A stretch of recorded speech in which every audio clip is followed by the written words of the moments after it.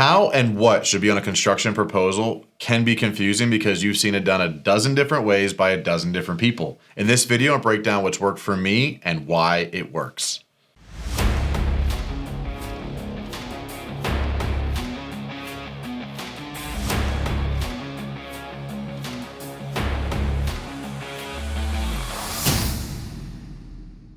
Hey everyone, I'm Mike Claudio, owner of WinRate Consulting and host of the Big Stud Sales Podcast. Today we're going to be reviewing some of the best practices I've used when formulating, creating, and implementing new proposal creations, i.e. what's on it, where is it, why is it there, and how you can optimize the time you're using to put those proposals in front of clients.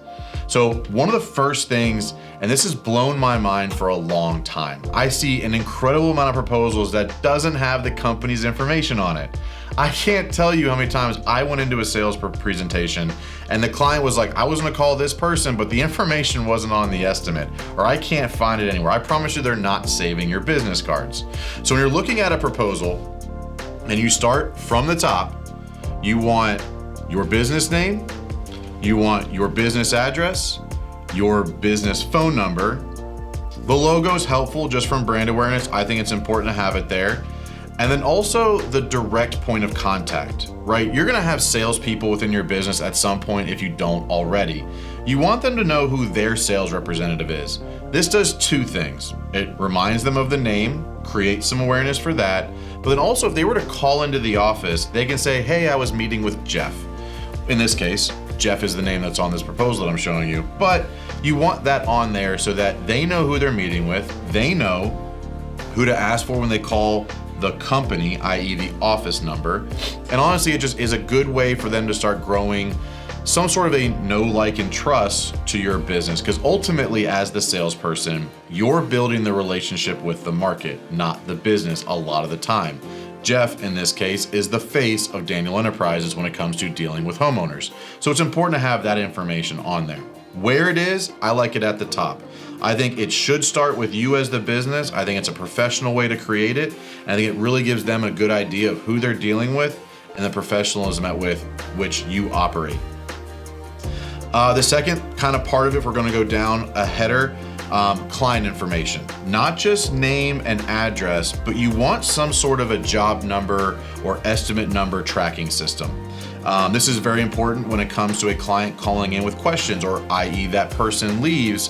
How are you knowing or tracking where that client information is? Most businesses out there have some sort of a tracking system, whether or not it's a spreadsheet and a Google Drive or Dropbox system, or they have a CRM in place. The information that should be on the proposal should match that tracking system. So in this case, you're gonna see a job number as well as an estimate number. Both of them are on there for a very particular reason. You might send multiple estimates for the same job, multiple versions of it. You wanna make sure when that client calls in with questions, you are looking at the same thing, because they might be looking at a different version or an older version or a version that has different line items on it. So you wanna make sure you're looking at the same thing. Again, small, but it's impactful for how the client feels about how prepared you are to take care of them. You want the date that the proposal was sent. This is incredibly important when it comes to how you're managing your pricing. For us, a lot of times pricing was only good for 30 days or 60 days or 90 days. We all know how labor cost changes, material cost changes. It's good to have a drop dead date for that proposal. I've seen as quick as 7 days and I've seen as long as 6 months. It depends on your business, depends on your industry, depends how often pricing changes, but have the date on there. I have also seen this not there and no one knows when that proposal was done because they didn't have a good tracking system in place, but having it very visible and on there. The next part is one of the biggest questions I get. Should I do line item pricing or not? I believe and have always done line item pricing, not just by item, but by quantity and by price per quantity, i.e. per linear foot, per square foot, per item pricing. And here's why.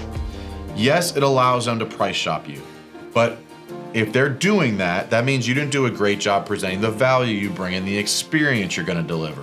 In the home services industries, your differentiating factors is not the price. It can be, but not always. Most people can get that client to their end goal successfully.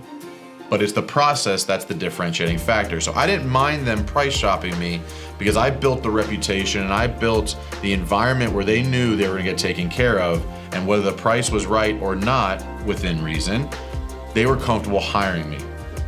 The second thing it does is allows the client to make some decisions on their own, i.e., what if I take this out? What if I add that in?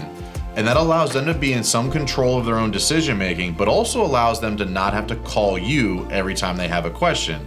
If you just have a paragraph, in this case it's a Roofing Estimates, the company I worked for before starting WinRate Consulting, if I just said replace roof and I said it's gonna be $9,750 and that's all I said, they're gonna have a lot of questions. But if I can tell them exactly that drip edge is included, that ice and water is included, that what shingle type, all that is included specifically and by area. Because if they were to say, well, what if I added, let's just say the shed, or let's say I added the garage.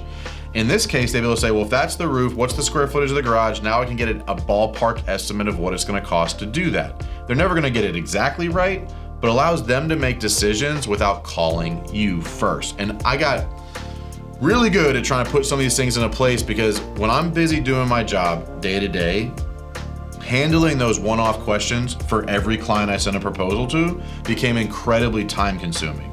So that's when I switched to the line item pricing. Yes, there were situations where they used that to price match me against somebody else, but it helped me win a lot more than it made me lose. And so I've always stuck by that. And I think it's a great best practice that all home service companies should abide by. So you get there, you get the total that's on that. Here are some of the contractual sides that I think are important when having it in the initial proposal. One is as simple as, if you have any questions concerning this, what to do. You can reach us at the main office, you can email our general inbox, you can call me directly, whatever it is, exactly what they can do if they have questions. Sometimes people just need that extra little step, so they're not assuming what to do next. If they have questions, you're telling them what to do next. I like having in there payment requirements. This could be deposits, and I have this in a different section on this particular one, but even in that first line, all payments are due upon request of invoice. And then how? By cash, checks, money orders, unless otherwise stated. Variables, depending on your business, depending on your style, do you have credit card processing? Do you not have credit card processing? But you want to let the client know how they can pay for their services. Again, small thing, but shows how professional you are, shows how attentive to detail you are, and shows how proactive you are in helping them understand what to do next. The next part is the basic contract of what does this mean? You know, in this case, it's between Daniel Enterprises and the person of the home, the customer. It's a simple thing. From a contractual perspective, you need to tell them that they're signing into a contract with you. This is a kind of that CYA type situation where you can use it later if they decide they don't want to pay, or they're trying to, retract on something or get out of paying for something. It's not for when everything goes well, contracts are irrelevant. The contracts are there for when things go poorly. You want to talk about what warranties or guarantees you have. I think it's important to have that on the initial proposals. Again, it's one of those questions that come up a lot that I can proactively give them, because when they are comparing apples to apples, they can say to somebody else, hey, what guarantees and warranties are you providing? And we all know most people do, but a lot don't. So that can be a competitive advantage when comparing apples to apples, when they say, well, why is Mike more expensive?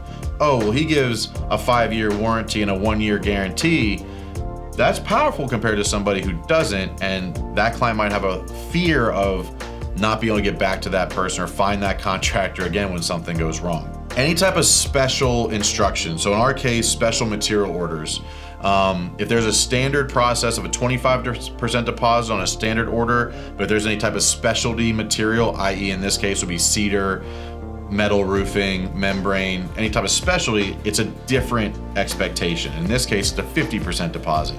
So you want to put some of those variables in there that don't come up every time, but do have a tendency to come up, so that the client understands. You can relay back to, hey, that 50% deposit is part of the contract.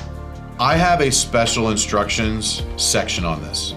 The special instructions section in this particular proposal doesn't have anything in it, But that is something where I can leave notes for my production team, I can leave notes for the clients, I can leave notes for myself. Things such as, client said to do this to avoid that, the client wants this color, or this area, or this special circumstance that makes this client very unique. We all know in the home services industry, no two clients are the same. No two projects are the same. You might do the same type of work every day, but who you're doing it for, the environment changes daily. I would use the special instructions section as the standardized spot where my production team knew to look for special instructions. Things like where not to put material, where not to park, make sure you don't let the dog out. That breakdown, that bridge from sales to operations is one of the main reasons expectations are missed from the client's perspective. So having that special instructions section on the proposal allowed me and my production team to know where to look for any particular special instructions. That kind of covers what I think needs to be on one. Again, variables out there depending on industry, depending on what type of business you do, what type of work you do, what kind of clients you have. B2B, a little bit different than B2C. But from a high level, you want your information, you want the client's information, you want some sort of identifier of not just the job, but also the estimate number. You want line item detailed pricing by quantity and by quantity pricing, i.e. per linear foot, per square foot, per item. And then you want what warranties, guarantees, and special instructions there might be for that specific job.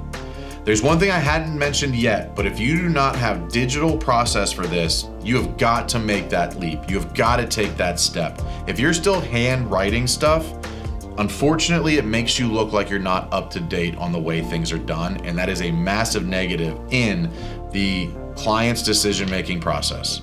So those are some of the best practices I've used. They're not for everybody, but they worked really well for me, and I think you might have learned one or two things you can implement in your process immediately. Remember to like, comment, let me know if you have any questions that I can answer for you, and as always, we appreciate you being here and looking forward to catching you on the next one. Remember, win fast and win often.